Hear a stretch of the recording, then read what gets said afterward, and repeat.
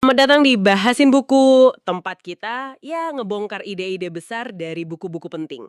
Hari ini kita punya satu karya nih yang gaungnya tuh wah, masih kenceng banget walau udah puluhan tahun. Buku yang bisa dibilang mengguncang dunia pendidikan sekaligus aktivisme sosial. Pendidikan Kaum Tertindas karya Paulo Freire. Ini terbitnya sekitar tahun 70-an ya. Dan katanya bukan cuma teori, tapi lahir dari pengalaman banget. Kita coba telusuri deh gagasan intinya. Tepat sekali. Penting banget buat kita paham konteks Freire-nya dulu ya. Dia kan lahir di Recife, Brasil 1921. Itu salah satu daerah termiskin di sana. Jadi dia nalamin langsung gitu kemiskinan, kelaparan, apalagi pas depresi besar tahun 29 itu. Itu yang membentuk pandangannya. Dia lihat sistem pendidikan formal waktu itu malah justru melanggengkan apa yang dia sebut kebudayaan bisu, culture of silence. Kebudayaan bisu, maksudnya mereka nggak ngomong gitu? Bukan nggak ngomong secara harfiah, tapi mereka dibikin nggak mampu gitu loh, buat membaca realitas dunia mereka secara kritis. Nggak bisa mengatakan kata mereka sendiri untuk mengubah nasib. Gitu intinya. Oke oke, jadi pengalaman personalnya tuh kuat banget ya, sampai metode melek hurufnya itu yang bukan cuma ngajarin baca tulis, tapi juga ngebangkitkan kesadaran kritis, malah dianggap bahaya gitu. Banget. Sangat berbahaya buat penguasa waktu itu. Ya bayangin aja, metode Freire itu kan mendorong orang buat nanya kenapa sih kondisi kita begini? Nah, ini dianggap subversif dong sama rejim militer Brazil pasca kudeta 1964. Makanya dia dipenjara, terus diasingkan bertahun-tahun. Tapi justru pas di pengasingan itu, sambil dia kerja sama kaum tertindas di negara lain kayak Chili, nah pendidikan kaum tertindas ini ditulis dan selesai. Jadi ini ya buah refleksi mendalam atas prakteknya dia. Pemikiran Freire ini, misi kita kali ini buat Anda para pendengar juga adalah memahami eh apa sih inti penindasan menurut Freire? Terus gimana pendidikan itu bisa jadi, wah pedang bermata dua ya, alat penindasan tapi juga alat pembebasan, dan apa peran penting dialog dalam proses memanusiakan kembali manusia. Siap ya? Kita mulai dari dasarnya dulu. Freire ini langsung to the point ya, dia bilang penindasan itu menciptakan dehumanisasi. Dan ini bukan cuma soal ekonomi atau sosial aja katanya, tapi serangan ke kodrat dasar manusia untuk menjadi lebih manusiawi. Nah, yang menarik nih, katanya dehumanisasi ini ngerusak semua pihak, termasuk si penindas. Kok bisa gitu ya? Ya, karena menurut Freire, fitrah manusia itu kan jadi subjek. Makhluk yang bebas, kreatif. Nah, pas seseorang nindas orang lain, dia kan ngerampas kemanusiaan si tertindas tuh, dijadiin objek. Tapi, dalam proses itu, si penindas sendiri juga jadi terasing dari kemanusiaan sejatinya. Kenapa? Karena dia mengingkari potensi cinta, dialog, solidaritas. Demi apa? Demi mempertahankan kuasa dan kepemilikan. Fitrahnya buat menjadi lebih itu jadi melenceng, jadi memiliki lebih. Dan Freire tegas banget, kekerasan dan dehumanisasi ini selalu mulainya dari struktur penindasan. Dari si penindas, bukan dari reaksi si tertindas. Oke, oke, paham. Lalu gimana dengan kondisi kaum tertindasnya sendiri? Freire punya analisis tajam soal dualitas kaum tertindas, itu gimana maksudnya? Nah, ini konsep kunci banget. Kaum tertindas itu hidup dalam dilema. Dilema eksistensial gitu. Di satu sisi, ya mereka, diri mereka sendiri, punya potensi kemanusiaan utuh. Tapi di sisi lain, mereka tuh kayak menampung citra atau pandangan si penindas tentang diri mereka. Jadi mereka menginternalisasi pandangan kalau mereka tuh rendah, nggak mampu, malas, bodoh. Persis kayak kata si penindas. Seolah-olah mereka jadi rumah gitu buat kesadaran si penindas. Ngeri kan? Wah, itu dalam banget. Contohnya ada nggak biar lebih kebayang? Tadi sempat nyebut soal petani jadi mandor ya? Betul. Itu contoh klasik yang sering Freire angkat. Petani yang naik pangkat jadi mandor, seringnya malah lebih kejam ke sesama petani dibanding tuan tanah sebelumnya. Kenapa coba? Ya karena dia mengadopsi model perilaku manusia yang dia kenal. Model siapa? Ya si penindas. Buat nunjukin posisi barunya, dia niru kekerasan si penindas. Ini nyambung ke fenomena yang kedengarannya aneh, takut akan kebebasan. Nah, ini dia nih, takut sama kebebasan. Lah, bukannya itu yang dicari semua orang? Gimana ceritanya? Kedengarannya emang paradoks ya, tapi Freire ngejelasinnya gini, secara psikologis dan sosial, kaum tertindas itu kan udah lama banget terbenam dalam realitas penindasan, udah ngeinternalisasi citra inferioritas tadi. Nah mereka jadi takut buat keluar dari struktur itu. Kebebasan itu kan artinya ngambil resiko, otonomi, tanggung jawab penuh atas hidup. Sesuatu yang asing dan nakutin buat mereka. Jadi, ya lebih gampang megang kepastian dalam penindasan meskipun nyakitin. Gitu. Di sisi lain, si penindas juga takut kehilangan kebebasan mereka. Kebebasan untuk apa? Ya untuk nindas, untuk punya dan ngontrol. Makanya kebebasan sejati itu kata Freire, bukan hadiah, bukan dikasih, harus direbut. Lewat perjuangan sadar, praksis, dan refleksi kritis. Oke, jadi kebebasan harus direbut dan tujuannya bukan cuma ngebalik posisi jadi penindas baru. Terus solusinya Freire gimana dong? Gimana transformasi ini bisa kejadian? Solusinya itu bukan balas dendam, bukan tuker peran. Itu mah cuma ngelanggengin logika penindasannya aja. Tujuan akhirnya, kata Freire, itu tugas kemanusiaan yang gede banget, yaitu membebaskan sekaligus kaum tertindas dan kaum penindas dari lingkaran dehumanisasi ini. Gimana caranya? Ya dengan ngehancurin situasi penindasannya itu sendiri. Terus bangun tatanan baru yang benar-benar manusiawi. Tatanan yang memungkinkan semua orang menjadi lebih. Nah, disinilah peran penting pendidikan kaum tertindas. Pendidikannya harus dilancang bersama mereka, bukan untuk mereka. Jadi alat refleksi kritis, alat buat ngelihat realitas penindasan, sebab-musebabnya, yang akhirnya mancing keterlibatan dalam aksi pembebasan. Ngomongin pendidikan sebagai alat nih, Freire kan terkenal banget sama kritiknya ke model pendidikan konvensional ya. Dia nyebutnya pendidikan gaya bank. Itu gambaran apa sih sebenarnya? Ya bayanin aja proses nabung di bank. Guru itu si penabung.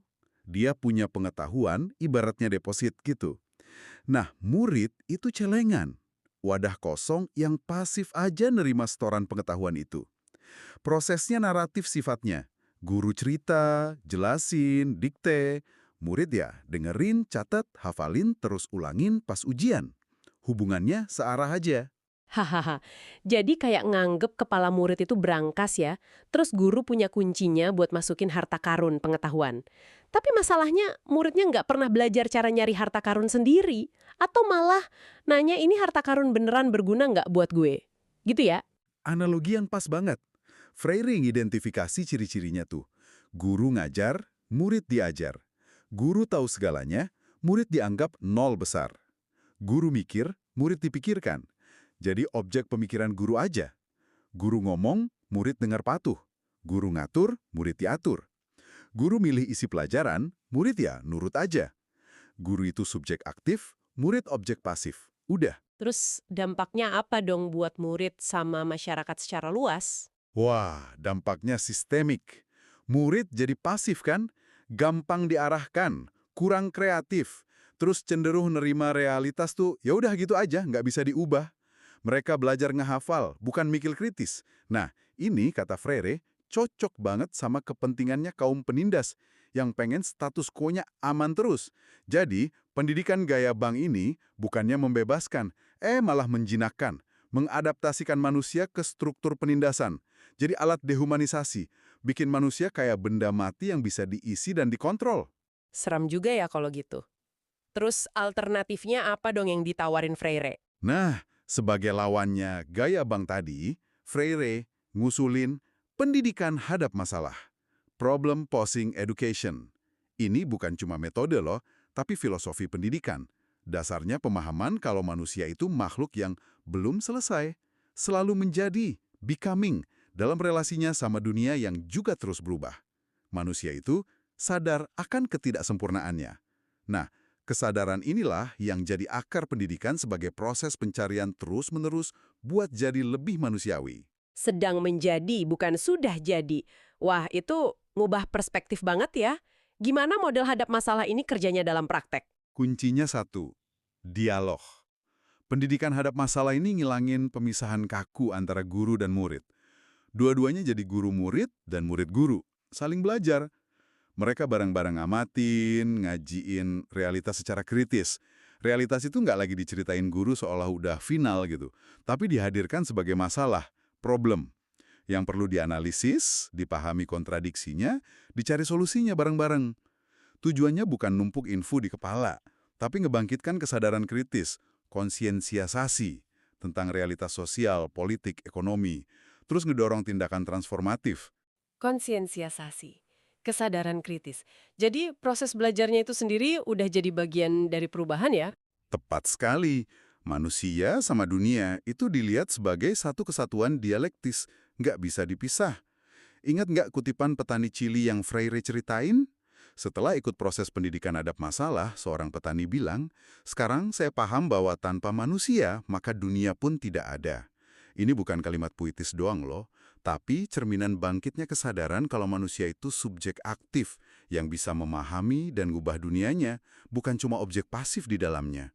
Nah, pendidikan jadi praktik pembebasan. Oke, oke. Kalau dialog jadi jantungnya pendidikan hadap masalah, apa makna dialog yang sebenarnya menurut Freire? Ini pasti lebih dari sekedar ngobrol biasa kan ya?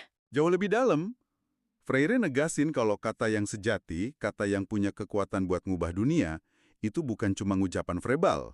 Kata yang sejati itu praksis.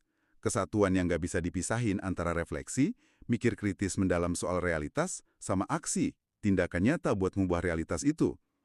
Kalau cuma refleksi tanpa aksi, ya itu namanya verbalisme, omong kosong aja. Sebaliknya, kalau cuma aksi tanpa refleksi, itu aktivisme buta. Tindakan serampangan nggak ada arahnya. Praksis, refleksi, dan aksi nyatu. Jadi ngucapin kata yang benar itu bukan soal tata bahasa, tapi soal ngubah dunia. Persis, mengucapin kata yang benar dalam arti praksis ini, itu tindakan menamai dunia. Manusia, lewat kata-katanya yang berakar di refleksi dan aksi, ngasih makna pada realitasnya.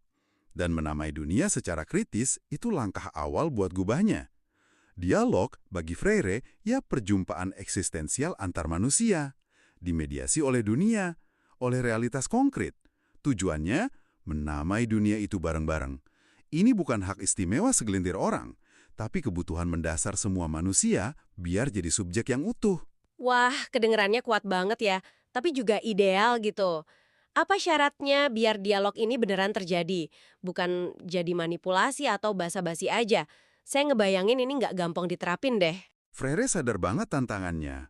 Dia ngegarisbawahi beberapa syarat fundamental, syarat mutlak malah, buat dialog otentik. Satu, cinta. Tapi bukan cinta cengeng ya, ini komitmen mendalam ke kemanusiaan orang lain dan ke dunia. Tanpa ini, dialog jadi dingin, teknis, bahkan manipulatif. Dua, kerendahan hati. Ngakuin kalau nggak ada yang tahu segaranya, semua orang punya sesuatu buat dipelajari dan diajarin. Tanpa ini, dialog jadi monolog sombong. Tiga, keyakinan. Percaya tulus sama kemampuan manusia lain buat mikir kritis, berkreasi, dan berubah. Kalau kita nggak percaya potensi orang lain, ya gimana mau dialog? Empat, harapan. Dialog itu didorong harapan kalau perubahan jadi lebih baik itu mungkin. Tanpa harapan, ya perjuangan sama dialog jadi hampa. Lima, pemikiran kritis. Kemampuan ngelihat realitas itu nggak statis, nggak given, tapi sebagai proses dinamis, penuh kontradiksi, dan bisa diubah. Ini yang bedain dialog dari sekedar tukar pendapat naif. Cinta, kerendahan hati, keyakinan, harapan, pemikiran kritis. Fondasinya humanis banget ya. Nah, kalau fondasi ini udah ada nih, terus yang didialogin apa? Kurikulumnya apa dalam pendidikan hadap masalah? Di sini Freire ngenalin konsep tema generatif. Apaan tuh? Nah, tema generatif ini intinya isi program pendidikan hadap masalah. Ini bukan topik-topik yang ditentuin dari atas, dari ahli atau pemerintah, bukan. Tema generatif itu isu-isu, masalah, aspirasi, kontradiksi, harapan yang paling penting, yang muncul dari pengalaman hidup konkret masyarakat itu sendiri.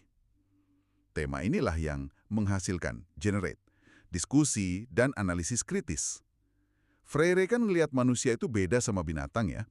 Manusia punya kesadaran sejarah, bisa merefleksikan dunianya, sadar akan ketidaksempurnaannya. Kita selalu berhadapan sama apa yang dia sebut situasi batas, limit situations. Kondisi sosial, ekonomi, politik, budaya yang ngebatasin potensi kemanusiaan kita. Tapi, kita juga punya kapasitas buat tindakan batas, limit X. Aksi transformatif buat ngelampaui batasan itu dan meraih kemungkinan yang belum dicoba, untested visibility. Nah, tema generatif ini nyambungnya ke situ. ke situasi batas dan kemungkinan-kemungkinan baru itu. Oke, jadi temanya digali langsung dari denyut nadi kehidupan masyarakat ya. Ya, Gimana cara praktis nemuinya? Nggak mungkin cuma nanya, masalahmu apa gitu kan? prosesnya itu melibatkan apa yang Freye sebut penelitian tema atau investigasi tematik. Sifatnya partisipatif. Jadi peneliti atau fasilitator pendidikan nggak datang sebagai ahli yang sok tahu, tapi sebagai rekan peneliti bareng masyarakat. Mereka pakai kodifikasi, bisa gambar, foto, sketsa, cerita pendek yang merepresentasikan situasi eksistensial problematis dalam hidup masyarakat. Misalnya, ya gambar petani lagi bajak tanah punya orang lain. Kodifikasi ini terus didadar sandinya, decoded, lewat diskusi kelompok yang dialogis. Di dadar sandinya, maksudnya dibongkar gitu maknanya? Iya, dibongkar bareng-bareng. Kelompok diajak nganalisis gambar atau cerita itu. Ini apa sih? Kenapa ini terjadi? Nyambungnya ke hidup kita gimana? Perasaan kita gimana liatnya? Apa yang bisa kita lakuin? Lewat proses decoding ini, masyarakat mulai ngelihat realitas mereka dengan cara baru yang lebih kritis. Mengidentifikasi kontradiksi tersembunyi, nyadarin asumsi mereka sendiri. Dan yang penting nih, proses penelitian tema ini bukan cuma ngumpulin data buat si peneliti. Ini udah jadi tindakan pendidikan itu sendiri. Langkah awal konsientisasi dan mobilisasi buat perubahan. Paham, paham. Jadi penelitiannya aja udah bagian dari proses pembebasan. Nah, di bagian akhir buku nih, Freire ngebahas lebih jauh soal strategi aksi. Dia bedain dua teori aksi kebudayaan yang berlawanan, anti-dialogis sama dialogis. Kenapa dia perlu bahas teori aksi segala? Karena Freire yakin tiap tindakan manusia di dunia, apalagi tindakan yang tujuannya mempertahankan atau ngubah tatanan sosial, itu selalu didasari teori atau pemahaman tertentu. Sadar atau nggak sadar, aksi manusia itu kan praksis ya, refleksi plus tindakan. Nah, praksis ini butuh panduan teoretis. Kaum penindas punya teori aksinya sendiri buat mempertahankan dominasi. Sementara kaum revolusioner yang berjuang buat pembebasan, ya butuh teori aksi yang beda, yang sifatnya membebaskan. Oke, kita bedah yang pertama dulu deh. Teori aksi anti-dialogis yang dipakai kaum penindas. Ciri-cirinya apa aja tuh? Freire mengidentifikasi 4 ciri utama dari aksi penindasan yang sistematis ini. 1. Penaklukan, conquest. Tujuannya jelas, naklukin kaum tertindas, ubah mereka jadi objek kepemilikan. Caranya sering pakai nyebarin mitos-mitos. Mitos, penindas itu superior lah. Mitos kaum tertindas itu inferior. Males, bodoh.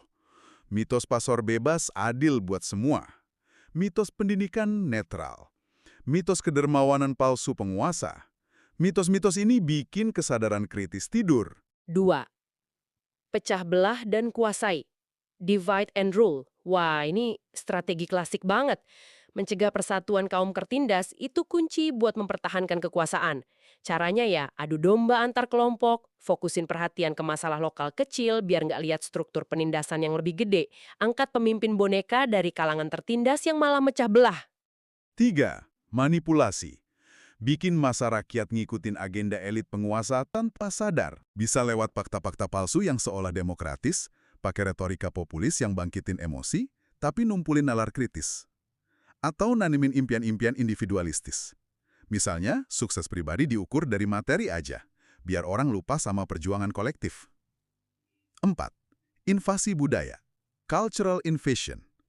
Nah, ini mungkin yang paling halus, tapi paling ngerusak. Penindas maksa pandangan dunia, nilai-nilai, gaya hidup mereka ke kaum tertindas.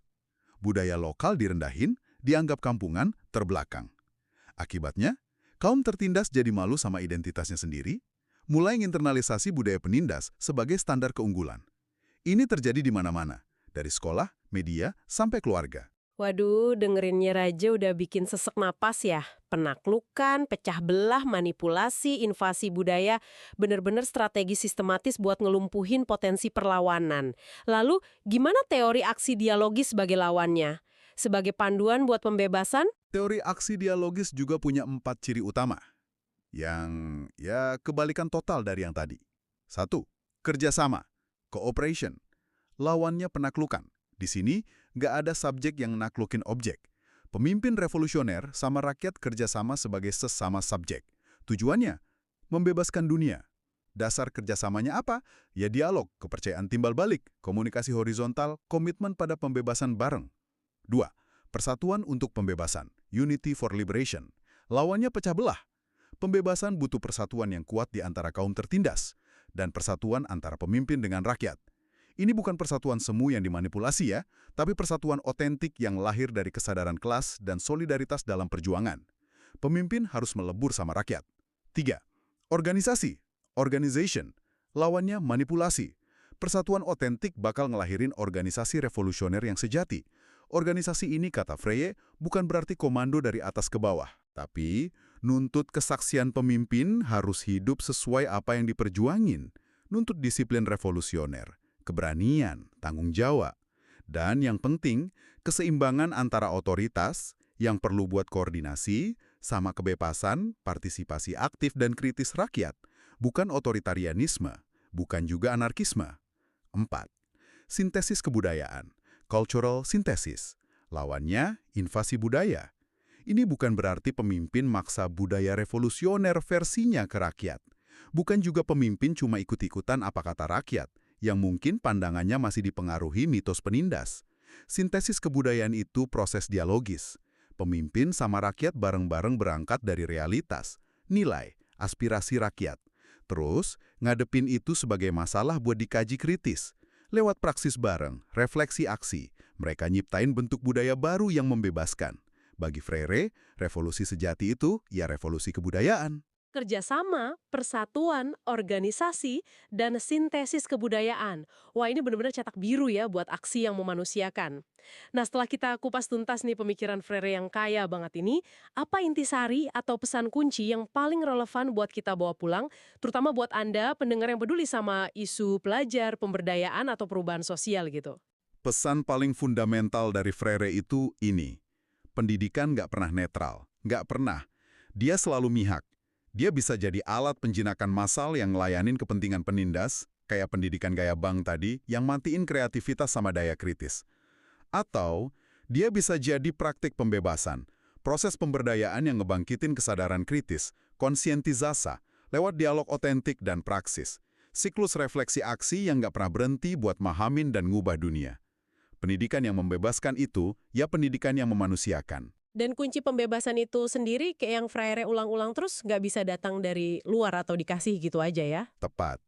Pembebasan sejati itu harus melibatkan partisipasi penuh dan kepemimpinan dari mereka yang ngalamin penindasan itu sendiri. Mereka harus jadi subjek dari proses transformasi realitas mereka, bukan cuma objek kebijakan atau program pemberdayaan dari atas. Nah, pendidikan hadap masalah dan dialogika itu sarananya. Buat memfasilitasi proses jadi subjek itu. Sebuah pemikiran yang rasanya kok relevan terus ya? Nah, pendengar, Freire kan nulis ini dalam konteks spesifik ya, Amerika Latin puluhan tahun lalu. Pertanyaannya gini, seberapa relevan sih konsep-konsep kayak pendidikan gaya bank, mitos-mitos penindas, invasi budaya, atau dialogika tadi, di dunia kita sekarang? Di era digital yang katanya penuh koneksi, tapi seringnya miskin dialog mendalam. Di tengah banjir informasi, tapi defisit pemahaman kritis. Gimana caranya kita bisa secara konkret gitu nerapin prinsip dialogika dan praksis Freire dalam cara kita belajar, kerja, berorganisasi, bahkan interaksi sehari-hari, supaya bisa ngedorong pemahaman yang lebih tajam soal realitas sosial kita dan memperjuangin perubahan yang lebih adil dan manusiawi. Gimana coba? Wah, pertanyaan yang menantang sekaligus penting ya buat kita renungin masing-masing. Terima kasih banyak sudah menyimak pembahasan mendalam kita tentang pendidikan kaum tertindas karya Paulo Freire di Bahasin Buku. Jangan lupa like, komen, dan subscribe ya. Sampai jumpa di pembahasan buku berikutnya.